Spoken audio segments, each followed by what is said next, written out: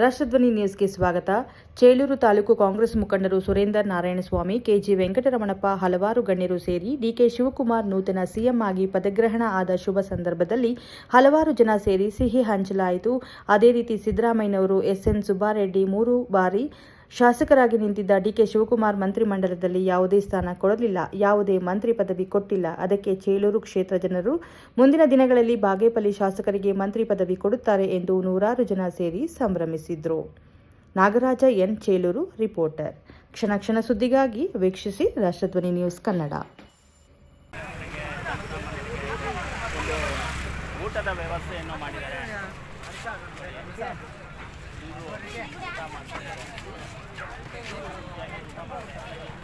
DK Shivakumar ಪದಗ್ರಹಣ ಆದ ಶುಭ ಸಂದರ್ಭದಲ್ಲಿ ಊಟವನ್ನು ಹಂಚಲಾಯಿತು. 20 ದಿವಸ ಮುಗಿದ ಮೇಲೆ ನಮ್ಮ ಶಾಸಕರಾದ ಎಸ್ಎನ್ ಸುಬ್ಬಾರೆಡ್ಡಿಯವರು ಮುಖ್ಯಮಂತ್ರಿಗಳ ಒಂದು ಸಮಯ ತೆಗೆದುಕೊಂಡು ಕಾರ್ಯಕ್ರಮಕ್ಕೆ ನಮ್ಮ ಕ್ಷೇತ್ರಕ್ಕೆ ಅಭಿವೃದ್ಧಿಗೆ ಒಂದು ದಾರಿ ತೋರಿಸ್ತಾರೆ. Okay, thank you sir, thank you. ಅವರೇ ನಮಗೆ ಬಂದು ಹೇಳ್ತಾರೆ. ಆದರೆ ಈ ದಿನ ನಮ್ಮ ಮುಖ್ಯಮಂತ್ರಿ ಡಿ ಕೆ ಶಿವಕುಮಾರ್ ಆಗಿರೋದು ತುಂಬ ಸಂತೋಷ ಆಗಿದೆ. ಸಿಹಿನೂ ಹಂಚಿದ್ದೀರ.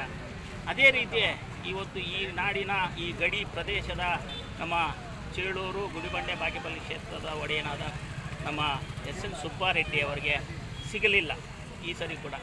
ಇದಕ್ಕೆ ತಮ್ಮ ಅನಿಸಿಕೆ, ತಮ್ಮ ಹೇಳಿಕೆ ಏನಾಗುತ್ತೆ ಸರ್? ಏನಂತ ಹೇಳ್ತೀರಾ? ಏನು ಇವತ್ತು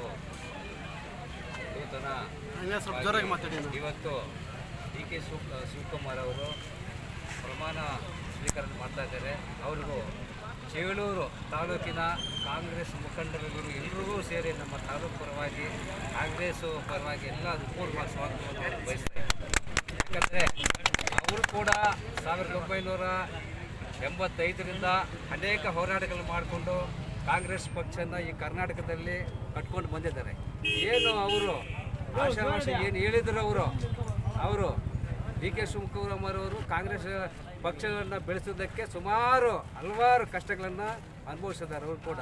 ಯಾಕಂದರೆ ಅಷ್ಟು ಸುಲಭ ಅಲ್ಲ ಈ ಕರ್ನಾಟಕದಲ್ಲಿ. ಆದರೆ ಇವರು ನಿಜವಾಗಲೂ ಒಳ್ಳೆಯ ನಾಯಕರಂದರೆ ಡಿ ಕೆ ಶಿವಕುಮಾರ್ ಅವರು.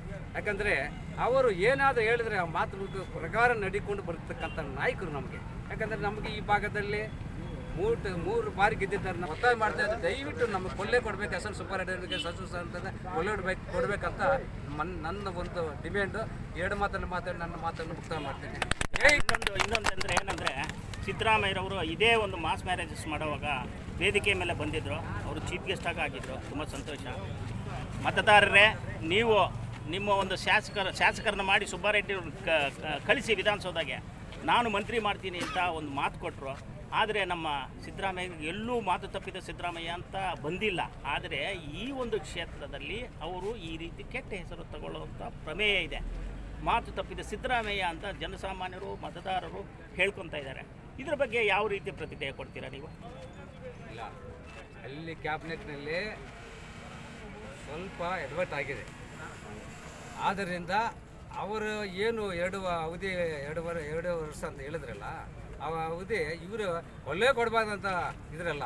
ಅದಕ್ಕೋಸ್ಕರ ಅವರು ಈ ಬೇಸರದಲ್ಲಿ ಅವ್ರ ಮಧ್ಯದ ಡಿ ಕೆ ಶಿವಕುಮಾರ್ ನಾಯಕತ್ವದಲ್ಲಿ 100% ಸಚಿವ ಸ್ಥಾನ ಒಳ್ಳೆ ಕೊಡ್ತಕ್ಕೆ ನಮ್ಮ ಎಸ್ಎನ್ ಸುಬ್ಬಾರೆಡ್ಡಿಗೆ ಅದು ಲಿಸ್ಟ್ನಲ್ಲಿ ಇದೆ ಅಂತ ನಮಗೆ ಮಾಹಿತಿ ಬಂದಿದೆ. ಒಳ್ಳೆ ಕೊಡ್ತಾರೆ.